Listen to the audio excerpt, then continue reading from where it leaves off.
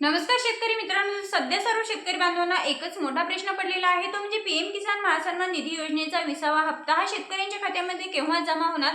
कारण अनेक ठिकाणी सोशल मीडियावरतीच नव्हे तर अनेक ठिकाणी आपल्याला असं ऐकायला भेटते की आज म्हणजे 20 जून 2025 रोजी पीएम किसान महासन्मान निधी योजनेचा 20वा हप्ता हा खात्यामध्ये शेतकऱ्यांच्या जमा होणार आहे। तर मग तो खरोखर जमा होणार का, असे अनेक प्रश्न शेतकऱ्यांना सतावत आहे आणि पीएम किसानच्या येणाऱ्या हप्त्यापासून आम्हाला वंचित राहावं लागणार नाही, यासाठी आम्हाला कोणकोणती कामे करावी लागणार आहेत, असे अनेक प्रश्न शेतकरी बांधवांचे आहेत। तर त्या सर्व प्रश्नांची उत्तरे आपण आजच्या व्हिडिओमध्ये जाणून घेणार आहोत। तर शेतकरी मित्रांनो, सर्वात अगोदर असं शेतकरी बांधवांना असं का वाटतंय किंवा सोशल मीडियावरती असं का सांगितलं जातंय की आज म्हणजे 20 जून 2025 रोजी पीएमचा 20वा हप्ता शेतकऱ्यांच्या खात्यामध्ये जमा होणार आहे। तर याचं मुख्य कारण असं आहे की आज म्हणजे 20 जून रोजी पंतप्रधान नरेंद्र मोदी यांचा बिहार येथे दौरा आहे आणि नेहमी पंतप्रधान नरेंद्र मोदी हे कुठल्याही दौऱ्यावरती असले की तेथून त्यांचं पीएमच्या हप्त्याचं वितरण हे डायरेक्ट डीबीटीद्वारे करत असतात।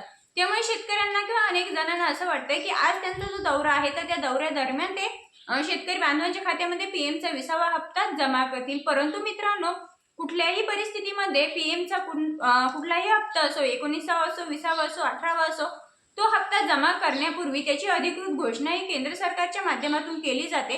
आणि आपण जर 20व्या हप्त्याचा विचार केला तर अद्याप मात्र कुठलीही अधिकृत घोषणा पीएम किसानच्या 20व्या हप्त्याबद्दलची अद्याप अधिकृत घोषणा ही जाहीर झालेली नाही। त्यामुळे आज शेतकऱ्यांच्या खात्यामध्ये 20वा हप्ता जमा होणार का, तर अजिबात नाही। आणि जर आपण या मागच्या हप्त्यांचा विचार केला तर या मागील हप्त्यांचा जर विचार केला तर मात्र 25 जून ते 30 जून या दरम्यानमध्ये पीएम किसानचा 20वा हप्ता जमा होण्याची दाट शक्यता वर्तवण्यात येत आहे किंवा भेटू शकतो।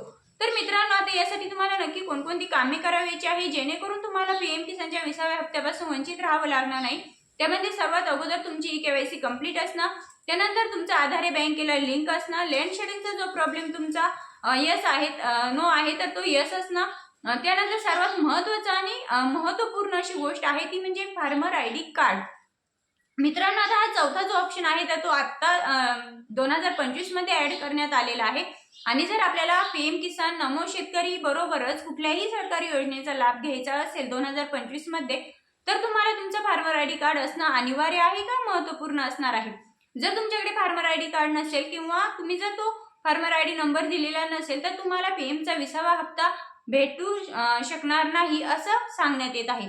मित्रांनो, फार्मर आयडी कार्ड जर तुम्ही अद्यापही काढून घेतलेलं नसेल तर तुम्ही जवळच्या pmkisan.government.in या संकेतस्थळावरती जाऊन ते काढू शकता। आणि हा जो नंबर आहे किंवा तुम्ही तुमच्या मोबाईल ॲपमध्ये सुद्धा हा काढू शकता। तर शेतकरी मित्रांनो, सर्व शेतकरी बांधवांना एकच महत्त्वाचं सांगणं आहे की प्रत्येक शेतकरी बांधवाने आपलं फार्मर आयडी कार्ड काढून घ्यायचं आहे जेणेकरून तुम्हाला येणाऱ्या सरकारी योजनांचा लाभ घेण्यापासून वंचित राहावं लागणार नाही।